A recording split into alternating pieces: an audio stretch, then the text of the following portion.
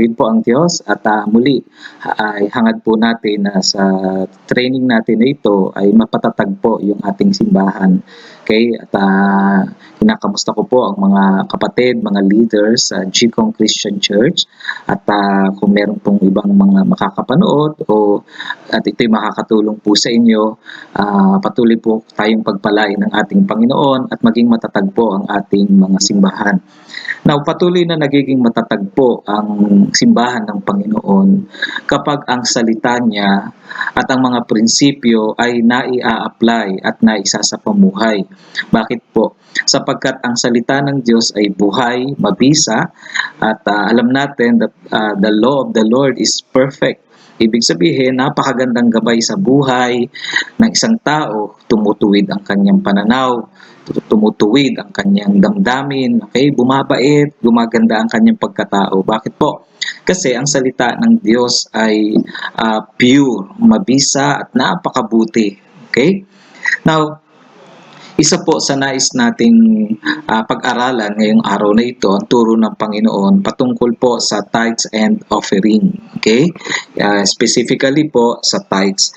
Now, walang arguments mga kapatid kung pagbibigay sa Diyos ang pag-uusapan. Okay? Bakit po? Dahil alam naman po natin na ang lahat ng bagay sa atin at dito sa mundo, lahat ng ito ay pag-aari ng ating Diyos. Sabi po ng Psalms 24 verse 1, "The earth is the Lord's and everything in it, the world and all who live in it." So, alam natin yon, no, na lahat ng ito ay pag-aari ng Diyos. Okay? Meron din pong sinabi sa 1 Chronicles 29:14, "But who am I and who are my people, that we would be able to give generously as this? Everything comes from you, and we have given you only what comes from your hand." No, sa madaling salita, no, we never give God anything ours. Okay? Wala po tayong maibibigay sa ating Diyos na galing po sa atin. Dahil the principle is ang lahat dito sa mundo at lahat ng nilikha niya ay sa Diyos. Lahat ng ito ay pag-aari niya. Everything we have came from Him. Okay? Lahat ng ito ay galing sa ating Panginoon. Now, meron pong sinabi, no, si Mark Batterson, sa kanyang libro na isinulat na All In. Sabi niya, "The more you give away, the more you will enjoy what you have." Ulitin ko po, the more you give away, the more you will enjoy what you have. If you give God the tithes, okay, kung ibibigay daw natin sa Diyos ang tithes, now you'll enjoy the 90%. You enjoy the 90%. You keep the 10% more. Okay? You'll also discover that God can do more with 90% than you can do with 100%. Kung minsan po kasi parang naiisip po natin na yung 10% na sinasabi ng Bible na ito'y sa Kanya at banal sa Kanya pag-aari niya, no, minsan iniisip natin na nalulugi tayo. But the reality is this, no, ibigay natin ang 10% sa Kanya and then the 90%, no, the 90%, yun yung ma-enjoy natin. No, parang nag-e-enjoy tayo ng 100%. Why? Kasi ang totoo, yung 90%, yung 10% sa Diyos yun. Then the 90%, mga kapatid, naniniwala ako, no, ang dami pang pwedeng gawin ng Panginoon. At dahil ibinigay natin ng 10%, naniniwala ako, no, may kayang gawin ng Panginoon, no? Okay? Now, meron din pong sinabi si Jack Graham, sabi niya, "The purpose of tithing is to teach us to put God first in our lives."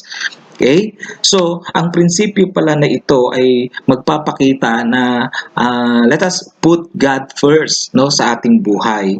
God doesn't need our money.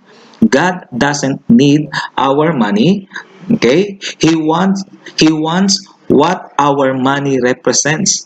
So ang nais niya ay kung ano yung nire-represent, that every time na binabalik natin yung 10%, ito ang nire-represent no. Number one, yung priorities natin. Okay? So ibig sabihin, bilang mananampalataya niya, bilang naniniwala sa kanya, na that every time we pay back our tithes, no, ibig sabihin siya yung priority natin. So bilang anak niya, bilang tagasunod niya, bilang mananampalataya niya, na kapag nagtatides po tayo, nagpapakita na priority talaga natin si God sa buhay Kristiyano po natin. Okay? Pangalawa, passions.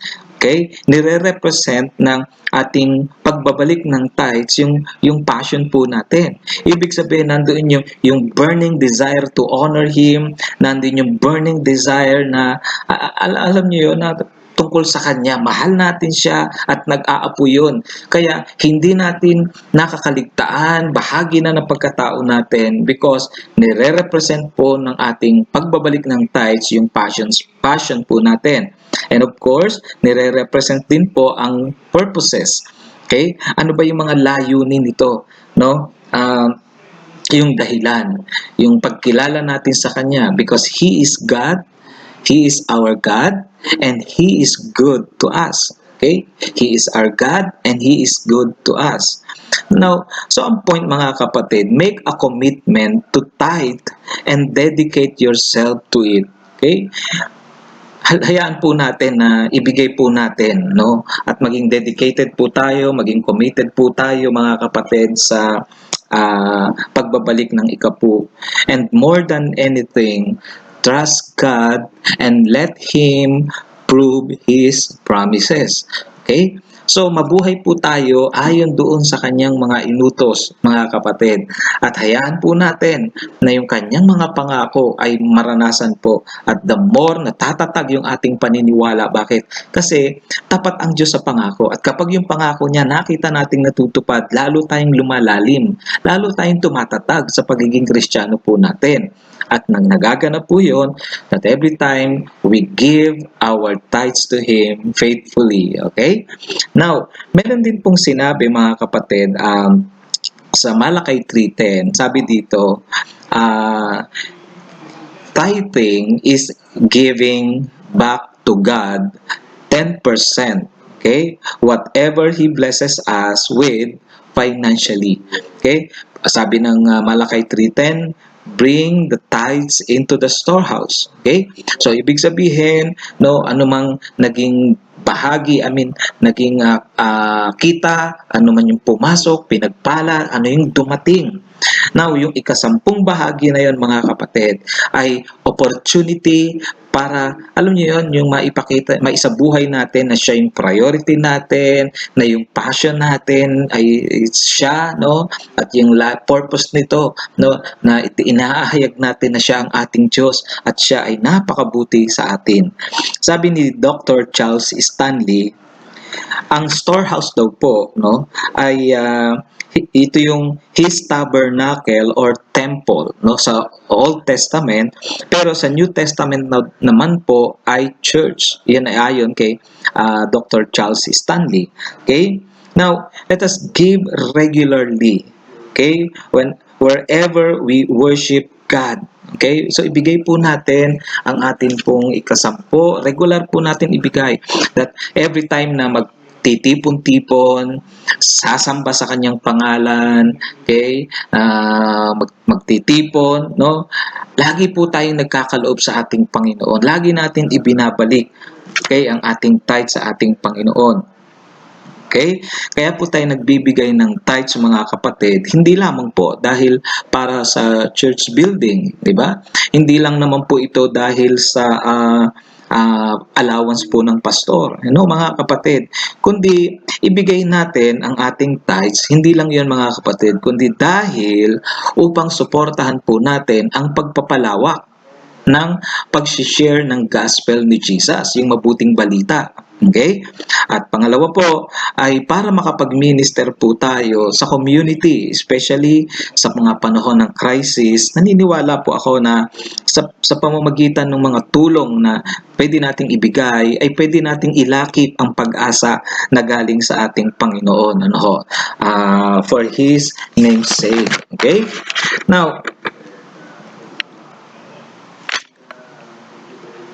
alam niyo po mga kapatid, we need to, minsan po kasi parang napakadali sa atin na magtiwala sa Diyos, no, para sa ating kaligtasan. At maganda naman po yun. Talagang, sorry po, nagtitiwala tayo sa Kanya para sa kaligtasan, na ililigtasan niya tayo sa impyerno. Okay? Napakadali sa atin nun mga kapatid. Pero kung minsan, alam niyo yun, parang may struggle naman sa atin na magtiwala sa Kanya patungkol sa pera. Na ang point mga kapatid, no, iniligtas tayo sa impyerno, ibinigay ang kanyang buhay at kaya nating pagtiwalaan yon. Now, kaya lang nakapagtataka, minsan may struggle tayo dun sa 10%, dun sa money mga kapatid. Parang hirap tayong magtiwala. So, alam niyo po, ang pagbibigay ng ikapu ay hindi lamang po ito basta pagsunod, kundi ito'y pagpapakita na talagang yung tiwala po natin ay nasa ating Diyos. Okay? Now, meron pong mga ilang arguments, okay, patungkol po sa pagtatides at ito'y makakatulong po sa atin. Una, i-consider po natin yung logic na sinasabi ng Bible. Okay? Sa Matthew chapter 5 verse 29 at saka po sa Matthew chapter 5 verse 21, makikita po natin dito magmula sa sinabi ng ating Panginoon, nasabi niya, ito ang sinasabi nung una at ito naman ang sinasabi ko ngayon. Okay? So basahin po natin saglit Mateo 5:29. Okay, babasahin ko po sa wikang Tagalog, Mateo 5:29. Mateo chapter 5 verse 29. Kaya po natin na maunawaan ang lahat ng ito. Verse 29. Sabi dito, kung ang kanang mata, okay? Kung ang kanang mata mo ay nagiging sanhi ng iyong pagkakasala, dukitin mo ito at itapon. Mabuti pang mawalan ka ng isang bahagi ng iyong katawan kaysa ang buo mong katawan ang itatapon sa impyerno. Okay? Mali po yata. 20, ano po ito? 21 po pala. Sorry, 21. Narinig ninyo ang sinabi sa inyong mga ninuno, huwag kang papatay. Ang sino mang pumatay ay mananagot sa hukuman. 22. Ngunit sinasabi ko naman sa inyo, ang sino mang napupuot sa kanyang kapatid ay mananagot sa hukuman. Ang humahamak sa kanyang kapatid ay mananagot sa kataas-taasang kapulungan ng mga Hudyo at sino mang magsasabi sa kanyang kapatid, ulol ka, ay manganganib na maparusahan sa apoy ng impyerno. So, makikita natin by logic, dito po sa mga verse na ito, na itinuturo na Jesus raised the standard to a higher level than before. Okay? Kung ito yung paniniwala noon, then sabi niya, ngayon, ito ngayon. Okay? So, yun yung prinsipyo mga kapatid. Yun yung logic. Kaya lang po, minsan, yung mga kontra ang nangyayari, when it comes to tithing, sa tingin po nila, ganito ang iniisip ng Panginoon, Sabi ng Panginoon, Panginoong Jesus, sabi niya, nauunawaan ko about tithing dahil iyan yung pagbabalik ng 10% sa Diyos at iyan yung sinasabi sa Old Testament. Pero ganito ngayon, sabi niya, you just decide whatever you want to give and whatever you want to give is fine with me. Parang ang logic nga makikita natin, maging doon sa Sermon on the Mount, 'di ba? Na ito yung sinasabi noon, but I tell you now. Okay? So, makikita natin na parang nabawasan yung noon, Pero nung ipinapaliwanag ng Panginoon para maunawaan, teka, hindi iyan. Ito ngayon, Ito yung katotohanan, Kung minsan po kasi sa atin ang nangyari, na ang dami-dami nating rason, ang dami-dami nating alibay, no? Pero ang totoo po mga kapatid, no, ang sinasabi po ng Panginoon mga kapatid, no, parang yun yung logic. We give tithes kasi alam natin ng Panginoon, no, Jesus raised the standard to a higher level than before. Bakit po mga kapatid? Dahil alam natin na bumababa ang standard ng tao. Umaalis po sila dun sa salita ng Diyos and therefore, no, ibinabalik ng Panginoon. Itinataas muli. Okay? And then, yung iba, no, sa alibay po nila, sasabihin pa nila in second, gagamitin pa nila yung verse na 2 Corinthians 9:7 na iniibig ng Diyos ang nagbibigay ng masaya o kaya naman kung ano daw yung bukal sa loob. Alam naman natin ang context noon is patungkol po sa love offering to the poor doon po sa mga banal sa Jerusalem. So, minsan po, no, sa totoo lang po, na may katwiran ng tao that instead na dapat, no, tingnan natin ano ba yung panuntunan ng Diyos. Okay? Now, pangalawa po, yung the custodial argument. Una po, yung ano po yung una natin? Yung logic, di ba? Na tinataas ng Lord. Okay? Pangalawa, custodial argument. Ano naman ibig sabihin? Lahat ng bagay ay pag-aari ng Diyos. Okay? Now, sa Job 1:21, makikita natin na doon sa kwento na yon, we brought nothing into the world and won't be taking anything out of this world. No, doon sa verse na yon, sa passage na yon, no, mauunawaan natin na wala talaga po tayo, no, na dala-dala dito sa mundo. At maging sa pag-alis po natin, wala po tayong madadala. Okay? Tayo po ay katiwala. No, katiwala tayo at dapat maputi din po tayong katiwala. 1 Corinthians chapter 4 and verse 2. Okay? Now, we are to honor Him with our first fruit. Dahil lahat po ng ito ay pag-aari ng Diyos at dahil tayo ay katiwala po lamang, di ba? Marapat po na ipahayag natin yun. Nga, kahit pag halimbawa sa buong isang taon, no, yung kinikilala natin na dahil sa sobrang kagalakan natin, kinikilala, yung first fruit binibigay natin sa Kanya bilang part po ng pag-honor po natin sa Kanya. Okay? Actually nga po, kahit nagbigay po tayo ng 10%, no, sa custodial argument, okay, kahit nagbigay pa tayo ng 10%, ang 90%, ang totoo, kanya pa rin po yun. Okay, bakit? Ano po tayo? We are managers, stewards, custodians. Okay? Now, ano pa po? Sa Bible doctrine argument, okay? At maging doon sa turo ni Jesus Christ, okay? At alam niyo po, sa kahuli-hulihan, minsan po maraming mga nagsasabi na kaya ako hindi nagta-tithes ay kasi dinadaan ko naman sa ibang paraan. Okay? Ako naman ginagawa ko ito sa ibang paraan na gusto ko o na alam ko na pwedeng gawin. So, ang point lang, parang ang hirap naman po, di ba, pagdating natin sa, pagharap natin sa Panginoon, yung bang ipapaliwanag natin sa Kanya. Kasi ang standard, 10%, ibigay natin, bring into the storehouse, dali natin sa temple. Okay, lahat yun. Financially, no, dibigay natin. And then, parang mas gusto pa natin, na sa pagharap natin sa Kanya, gusto po ba natin yung nagpapaliwanag tayo sa Kanya na, Panginoon, ang totoo po, pagtatanong tayo about the tithes, Panginoon, ang totoo, naging busy po talaga ako kahanap. Actually, buong puso po akong naghanap ng paraan para po ako makapagbigay sa inyo, yung karapat dapat sa inyo. So, parang lumalabas po na naipagmamalaki pa natin na yung mga ginagawa, yung mga gagawin po natin as magiging kalugod-lugod sa Kanya. Ay, naniniwala po ako, alam naman yun ng Panginoon. Pero isang sukatan po ng ating pagsunod sa Panginoon, mga kapatid, ay ang pagsunod mismo sa Kanyang salita. Isang paraan ng paglilingkod ay ang paglingkuran siya sa pamantayang nais niya sa ating buhay. Mga kapatid ko, isa buhay po natin, gawin po natin ito.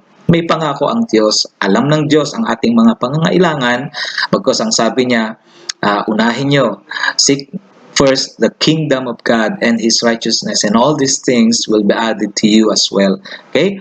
So magpakatatag po tayo. Nawa po makatulong sa inyo ang video na ito, at ibigay po natin, no, maging faithful tithers po tayo ng ating simbahan, at ito ang makita sa atin ng ating mga anak, ito ang makita sa atin ng mga kabataan sa simbahan, no, that bakit nyo ginagawa yan, no, maipagmamalaki natin ang Diyos dahil doon sa mga pangako niya na tinutupad niya sa atin. Okay, itaas natin ang pangalan ng Panginoon, ilagay natin siya sa sentro ng ating buhay sa pamamagitan po ng pagiging tapat sa pagbabalik ng tithes. God bless you all.